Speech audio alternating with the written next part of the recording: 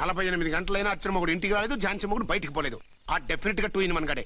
నేను చెప్పిన కదా బాయ్, వాళ్ళిద్దరు ఒకటేనని. ఇంకెంత 24 గంటలే కదా. ఆడొచ్చాడా సరే సరే, లేకపోతే ఆడి బండారం బయట పెట్టేసి వాళ్ళ కాపురాలు కూల్చేద్దాం. అమ్మ దొంగ నా విలన్స్ లారా, ఇంత పెద్ద మ్యాప్ వేస్తున్నారా? చెప్తా మీ పని చెప్తా. హలో, నేను సార్ రామకోటిని. Hello sir. అయ్యి బాబోయ్, మళ్ళీ నన్ను సార్ అంటున్నారండి సార్. నేను మీ కానిస్టేబుల్ సార్. రామకోటిలా కోటి సార్లు చెప్పాలా సార్? అర్థమైంది సార్. 2 టౌన్ మేడం గారు పక్కన ఉన్నారా సార్? అవును సార్. మేటర్ చెప్పండి. ఆ కిర్లోస్కర్ గాడు మురారి గాడు మీ పచ్చని కాపురంలో వెచ్చని బాంబు పెట్టారు సార్. బాంబా? ఏంటో వివరంగా చెప్పండి సార్. మై గాడ్, అయితే ఇప్పుడే వచ్చేస్తున్నాను. ఏంటండి, ఏమైంది? మా స్టేషన్ లో 2 టెర్రరిస్టులు బాంబులు పెట్టారంట. నేను వెంటనే వెళ్ళాలి. బాంబులు పెడితే పారిపోవాలి గానీ వెళ్తానంటారేమిటండి? నేను వెంటనే వెళ్ళి వాటిని తీయాలి, లేకపోతే చాలా డేంజర్. వెళ్తే మీకు డేంజర్ కదండి. ఇదిగో అరగంట గ్రేస్ టైం ఉంది కదా, నాకేమవుతుందో ఇప్పుడే వచ్చేస్తాను. వద్దండి ప్లీజ్. ఏమండి, నాకేమవుతుందో చెప్పేది వినండి. వచ్చాక వింటాను. వద్దండి, వెళ్ళకండి ప్లీజ్. నా మాట విను. అక్కడ చాలా డేంజర్. ఏమండి, అరే ఏం ఝాన్సీ, నీ మొగుడు ఎడుకో ఉరుకుతుండు. ఎవరో టెర్రరిస్టులు స్టేషన్ లో బాంబులు పెడతారు. అరే ఆయన బయటకెళ్తే ప్రాణగండం కదా. ఆయనకి ప్రాణగండం అని మీకెలా తెలుసు? అదే బాంబులు అంటున్నారు కదా, పేలితే డేంజర్ అని మన ఉద్దేశం. అదే నాకు భయంగా ఉంది. అర్జెంట్ గా మీరు అర్చన గారింటికి వెళ్ళకపోతే మీ సీక్రెట్ మొత్తం బయటపడిపోతుంది. అయితే నువ్వు పని చేయి. ఏంటి సార్? నేను అర్చన మొగుళ్ళో వెళ్తాను, నువ్వు నాకు డూప్ గా ఝాన్సీ భర్తలో వెళ్ళు. ఏంటి సార్ మీరు మాట్లాడేది? నేను మీ డూపా? మీ పోస్ట్ ఏంటి, నా పొజిషన్ ఏంటి? మీ హైట్ ఏంటి, నా షార్ట్స్ ఏంటి? మీ స్టైల్ ఏంటి, నా స్టమక్ ఏంటి? మీ పర్సనాలిటీ ఏంటి, నా మున్సిపాలిటీ ఏంటి? నా వల్ల కాస్త నేను నువ్వు ఇలా వెళ్ళవు, నీ షేప్ మారుస్తాగా. వద్దండి బాబు, రిస్క్ అయిపోద్ది. నేనున్నానుగా.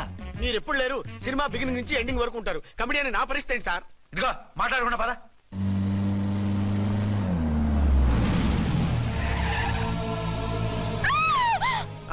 భయపడకండి. భర్తని భయపెట్టాలే గాని భర్తను చూసి భయపడకూడదు. భర్త? భర్త ఏంటి? ఆ కట్టు లోపల ఉన్నది మీ ఆయనే. ఏమైంది ఆయనకి? పోలీస్ ప్రాణాలు కాపాడడం కోసం ఆయన సొంత చేతులతో బాంబులు తీసి పరిగెత్తుంటే అవి కాస్త పేలిపోయాయి. వద్దు వద్దు అంటుంటే కూడా వినకుండా వెళ్ళారు. దూరం దూరం. ఈ సమయంలో ఆయన్ని వాటేసుకుంటే లోపల ఉడికిన వంకాయలా ఉన్న ఆయన బాడీ బర్స్ట్ అయి బతకడం కష్టమని అపోలో డాక్టర్స్ ఆవేదనతో చెప్పారు. ప్రాణగంట ఉందని చెప్పినా వినిపించుకోకుండా వెళ్ళారు. చూసారా ఎంత ఘోరం జరిగిపోయిందో. అదే మీ పసుపు తాడు సైకిల్ చైన్ లా గట్టిది కాబట్టి ప్రాణాలతో బయటపడ్డాడు. అతను లోపల తీసుకెళ్దాం. జాగ్రత్త. మెల్లగా మెల్లగా సార్. తంబి, ఈడి సింగిల్ కాదు డబలే. గంతేనంటావన్నా? ఎదురకుండా ఎవిడెన్స్ కనపడుతుంది, గంతేనంటావా అంట వింటయ్యా. వాళ్ళిద్దరు, వాళ్ళకిద్దరు, మనమిద్దరు.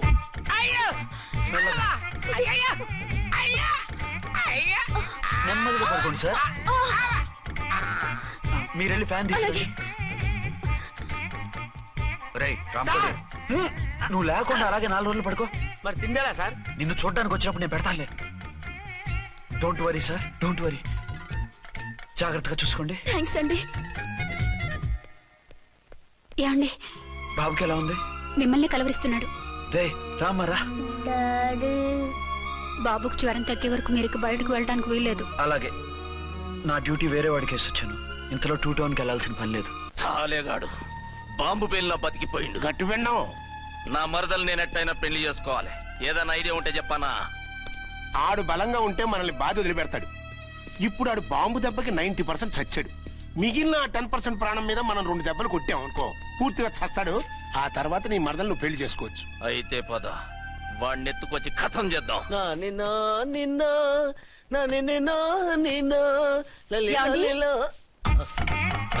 నా మాట వినకుండా వెళ్ళారు. ఇప్పుడు చూడండి ఎంత బాధపడుతున్నారో. లేవండి. లేస్తే పడుకోలేను. నేను పడుకోబెడతానుగా. లేవండి, జ్యూస్ తాగుదురు గాని. ఇప్పటికి 6 సార్లు తాగాను, ఇంకా నా వల్ల కాదు. అలా అనకండి, భోజనం లేదుగా, నీరసం వస్తుంది. పట్టండి. అయ్యో వద్దండి, వద్దండి. అండినా? అండి అన్నానండి, అనే ఉంటానండి. ఈ బాంబులు తాకిడికి ఎవరితో ఏం మాట్లాడుతున్నానో అర్థం కావట్లేదండి బాబోయ్. మీ మాటలో కూడా తేడా వచ్చిందే. అదండి బాంబింగ్ ఎఫెక్ట్ అండి. మూతి పగిలి 4 ఖర్చుకున్నాను. అయ్యో, మీకేదైనా అయితే నాకు దిక్కెవరు? ఆయనే. ఇంకెవరు? ఆయనెవరు? ఆయనంటే దేవుడు. దేవుడు. సర్లే పట్టండి. ఏంటలా వణుకుతున్నారు? పైనుంచి కిందకి ఎర్తవుతుంటే వణకుండా ఎలా ఉంటాను? నాకు అసలే సహనం తక్కువ. కాస్త దూరంగా ఉండండి.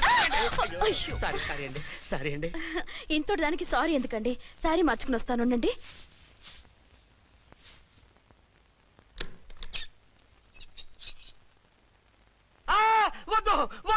వద్దు వద్దు. ఏంటండి ఏమైంది? నా ఎదురుగా బట్టలు మార్చుకోవద్దు, నేను తట్టుకోలేను. ఏ సిగ్గుగా ఉందా? లేదు, భయంగా ఉంది. భయపట్టు ఎందుకు? నేను అందంగానే ఉంటానుగా. అందుకే భయపడేది. అయ్యా భయం ఎందుకు? నేనేం పరాయిదాని కానుగా. ఇదిగో, మీరు ఎలా ప్రొసీడ్ అయిపోతే మా గురువు గారికి నేను అన్యాయం చేయాల్సి వస్తుందండి. గురువా? గురువెవరు? అదేనండి డాక్టర్ గారు, ఈ కట్లిప్పే వరకు నన్ను స్టార్ట్ టీవీ కూడా చూడొద్దన్నారండి. మీరు సైడ్కి వెళ్ళి మార్చుకోండి, లేకపోతే నేను ఎమోషన్ అయిపోతాను. అదా మీ భయం? అయితే ఉండండి. థ్యాంక్స్. అమ్మయ్యా, ఈ గంటకి గండం గట్టెక్కింది నాయనా. ఇలాంటి టైప్ సీన్లు ఉన్నాయని తెలిస్తే నేను చచ్చినా వచ్చి ఉండేవాడిని కాదు. పరిస్థితులు ఇలాగే కొనసాగితే నేను కాలు జారటం ఖాయం. దేవుడు, కాలు జారటం ఖాయం.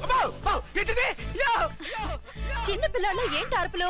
కాసేపు ఓర్చుకోండి, అవే తగ్గిపోతాయి. పుసుకేసుకుంటారా దేవుడు?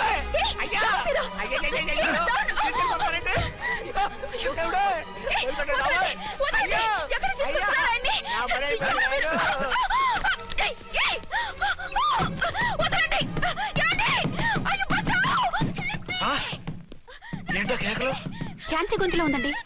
ఓరి నాయనో, ఆ దరిద్రుడు ఝాన్సీని చూసి అటెంప్ట్ ఏమైనా చేసేస్తున్నాడేమో.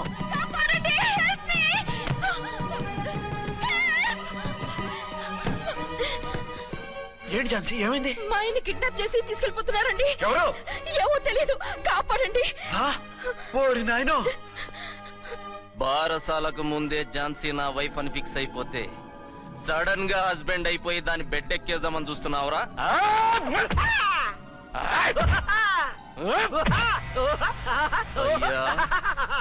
నేనింత సీరియస్ గా కొడుతుంటే వీడు కామెడీ లెక్కన అవుతుండేంది. ఈడి ఏడిపే ఇలా లాఫింగ్ టైప్ లో ఉంటదేమో. ఇంకో 2 రౌండ్లు వేసుకో. వేసుకో వేసుకో వేసుకోరా బాబు.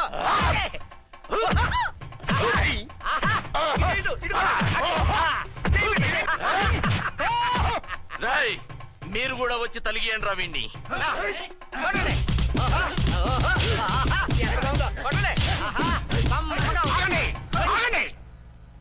ఈడు ఎందుకు ఏడవకుండా నవ్వుతున్నాడో నాకు ఇప్పుడు అర్థమైంది. ఎందుకు? డల్లపరుపు మందాన బ్యాండేజ్ చుట్టుంటే దెబ్బెలా తగులుతుంది. గద్గదా సంగతి. గదే. రేయ్, కట్లు మొత్తం ఇప్పి కొట్టుర్రా వీణ్ణి.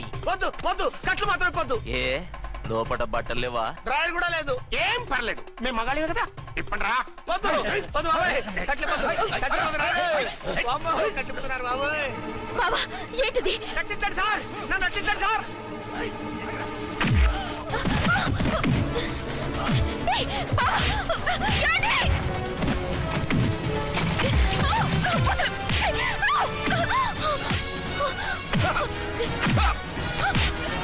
వద్దు వద్దు, నన్ను చెప్పకండి బాబాయ్.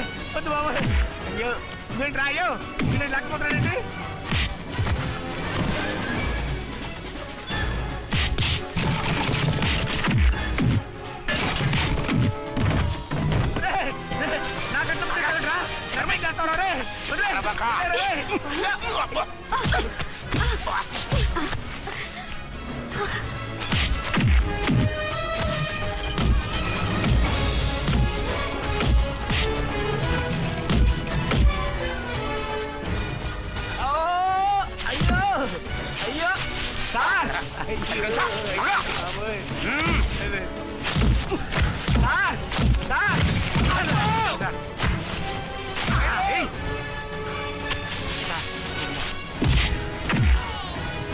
అయ్యో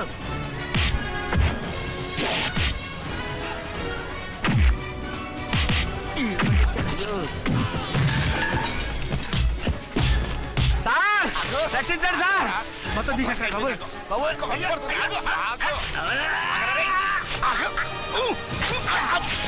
మళ్ళీ స్లిప్ అయిపోయాడు నాయన. సార్ సార్, రక్షించండి సార్. సార్ రక్షించండి సార్.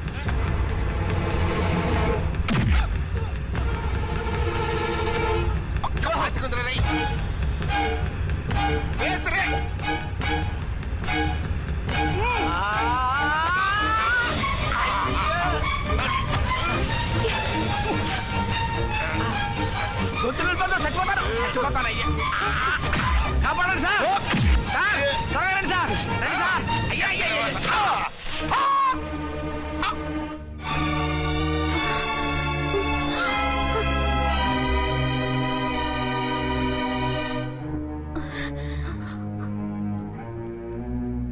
నువ్వా? నువ్వు ఈ వేషాలు ఎందుకు వచ్చావు? నన్నెందుకు మోసం చేశావు? సారీ, నిన్ను మోసం చేసిన వీడి కాదు, వారు. మా ఆయన ఎక్కడా? బైబిల్ మొత్తం చదివి ఏ సుప్రీం ఎవరని అడుగుతా వింటమ్మా.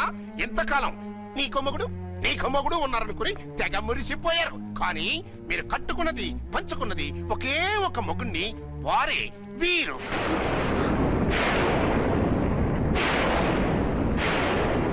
బాబు, ఆవిడ మీకేమవుతుంది? ఆవిడ మా ఆవిడే.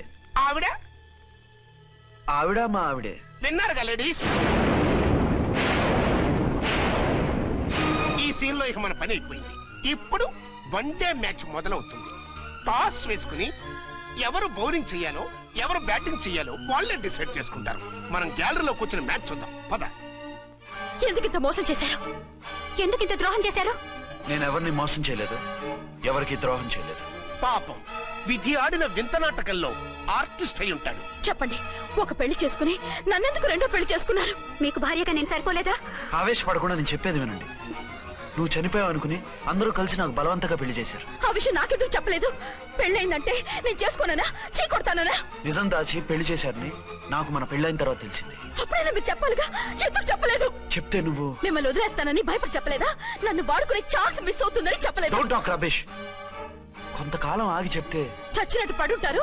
ఎంచక్క ఇద్దరితో సంసారం చేయొచ్చని ఆశపడ్డారా? అది కాదు అర్చన, నువ్వైనా నన్ను అర్థం చేసుకో. చచ్చిపోయాననుకుని తను చేసుకున్నారు అంటే మీ మనసులో నాకు స్థానం లేదు, నా మీద మీకు ప్రేమ లేదు. అదేం మాట అర్చన? ఎస్, నా మీద ప్రేమే ఉంటే పెళ్లి చేసుకుందామనే ఆలోచన మీకు వచ్చుండేది కాదు. మరో పెళ్లి చేసుకోరు. నేను చెప్పేది విను. నన్ను ముట్టుకోకండి. ఏ రోజైతే తన మెళ్ళో తాళి కట్టారో ఆ రోజే మన బంధం తెగిపోయింది. ఆ రోజే మీ అర్చన నిజంగా చచ్చిపోయింది. ఉండండి, తనతోనే ఉండండి, తన్నే భార్యం చేసుకోండి. నాకు కావాల్సింది శీల చెడిన మగాడు కాదు, శీల ఉన్న మొగుడు. Out out. బంగారం లాంటి మా సిఐ గారి కాపురాల్ని నాశనం చేశారు. రేయ్! వచ్చే సినిమాలో హీరోగా పుట్టి మీ ఇద్దరి అంతు చూస్తాను. ఖబర్దార్,